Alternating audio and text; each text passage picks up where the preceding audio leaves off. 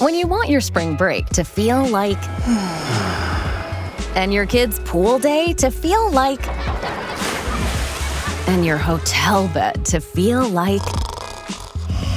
ooh, and room service to feel like... because at Hilton, hospitality feels like... Your cabana's ready. Would you like fresh towels? It matters where you stay. Book now at Hilton.com. Hilton, for the stay. Listen, all you New Yorkers. Excuse me, taxi. Okay, we're looking around. This is the 77 WABC minicast. You know, it's kind of ironic that the World Baseball Classic, the championship is tonight. It's not going to get nearly the amount of applause and love like the hockey team did in the Olympics. But the truth is, America is once again playing for the grand prize. And I want to bring in Victoria Coates. Victoria, first of all, good morning. Happy St. Patrick's Day. But it is, there's some irony here that we are America taking on, of all countries, Venezuela for the WBC championship tonight. A bit ironic, right? It is ironic, but it's wonderful, Sid, and happy St. Patrick's Day to you and all your friends at WABC. Thank you. But we've got a real good shot at this tonight. We've got Bryce Harper on the field. We've got Kyle Schwarber also DHing tonight. So we're going to, I think, have a really exciting time. Funny. And I'm stopping you for a second. I say she's funny. This, you don't know, Victoria Coates. She mentions two guys, Harper and Schwarber, happen to play for the Phillies. She loves the Eagles. I hate the Philadelphia sports fan. I hate them with a vengeance. I love you. But there you are again, pumping up those Philadelphia ball players, right? Yep. That's what I do. I mean, we even had Aaron Nola pitching last night for the Team Italy, which was one of the great stories of the tournament. Yeah, so. He's another good Philly pitcher. No, you're right, though. We've got a terrific baseball team, and we should be able to pull this off tonight, and I think folks will be excited if we do. But the bigger question then, are we going to win this baseball game tonight? And the one I keep getting asked all the time, I don't have an answer. I know President Trump gets asked it just about every day, too, and that is, when is this Iran conflict going to start? I actually saw something a couple of days ago where, well, if you ask Israel, they another 3 weeks. If you ask the United States, well, it could be this week. So there are two different timelines for Israel and the United States. I know the reason why, but for the listeners, why is that the case? Well, from my perspective, ambiguity is not a bad thing. And President Trump is a master at not taking things off the table, even when it sounds like he's sort of taken them off the table, but then they can come back on the table. And so he doesn't want to signal to the enemy what we're likely to do, how long this might go on. And also, we have been incredibly coordinated with Israel throughout this now 17-day conflict.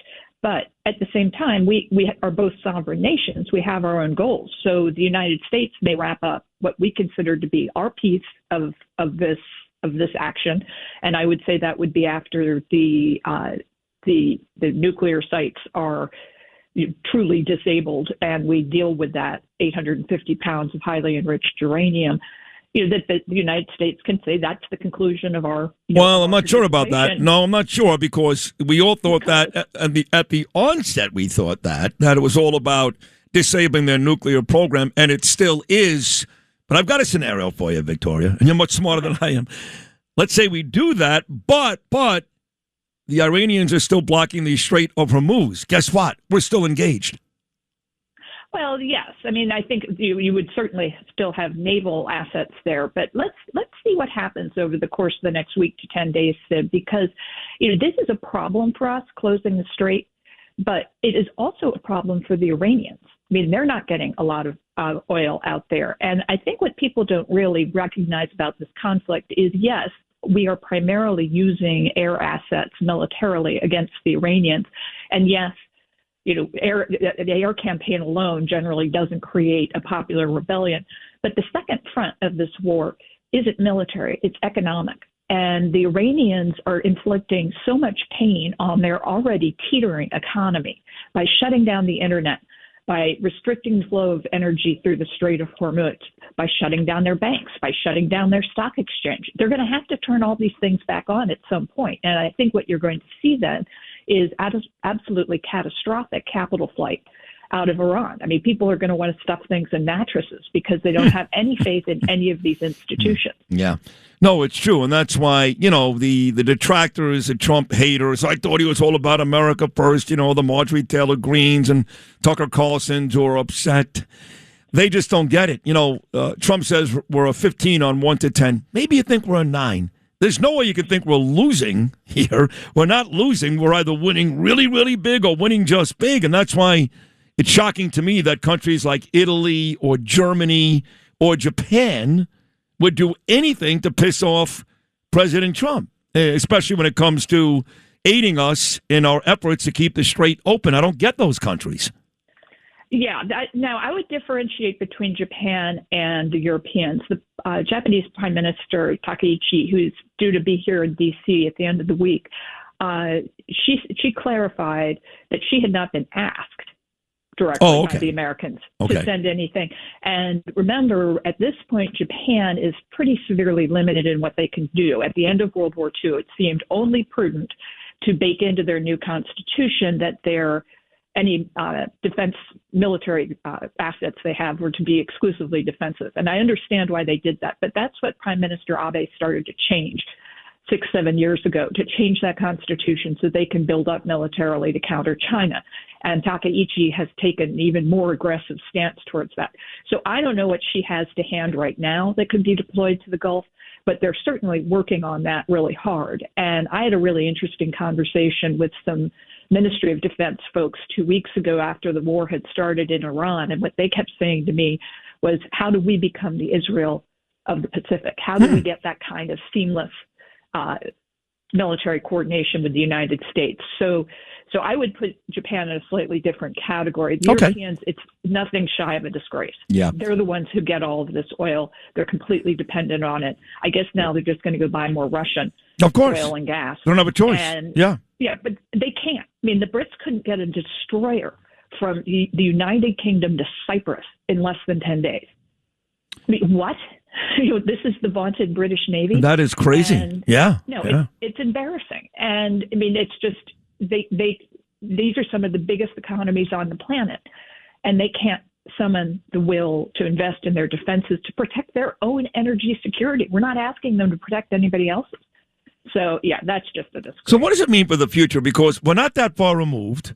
I just saw it maybe 6 weeks ago watching President Trump and Starmer standing next to each other, bragging about this. I think the deal was about $300 billion. I may be wrong, but certainly in that price range, doing a deal together.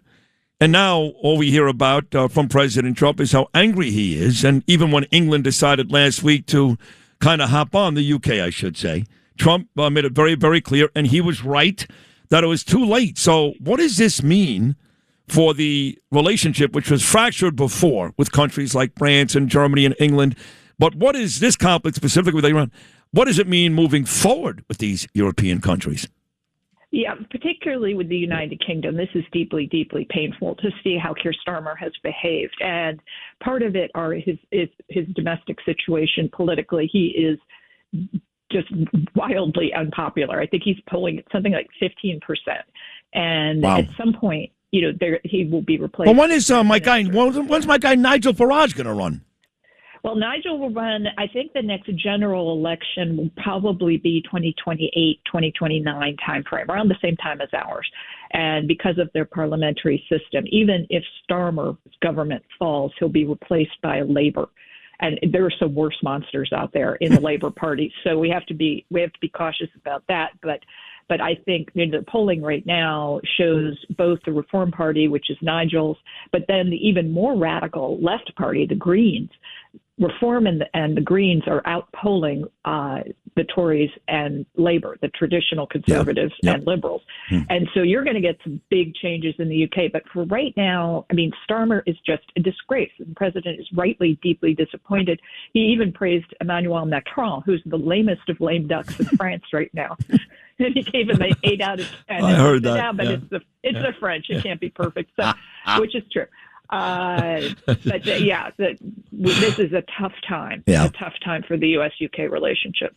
This is the great Victoria coach. She really is the best. You mentioned China earlier. We've got a trip coming up, my friend. President Trump is supposed to go to Beijing and meet with Xi, but I think it's pretty fair to assume with what's going on with Iran right now that that'll be postponed. That's a good assumption?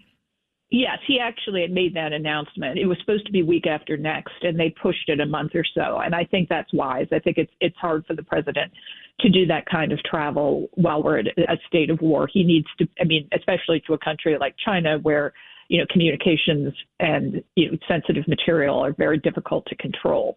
And I also think China is thinking long and hard about their own reliance on the energy flows out of the Gulf, that they are deeply, deeply dependent on that.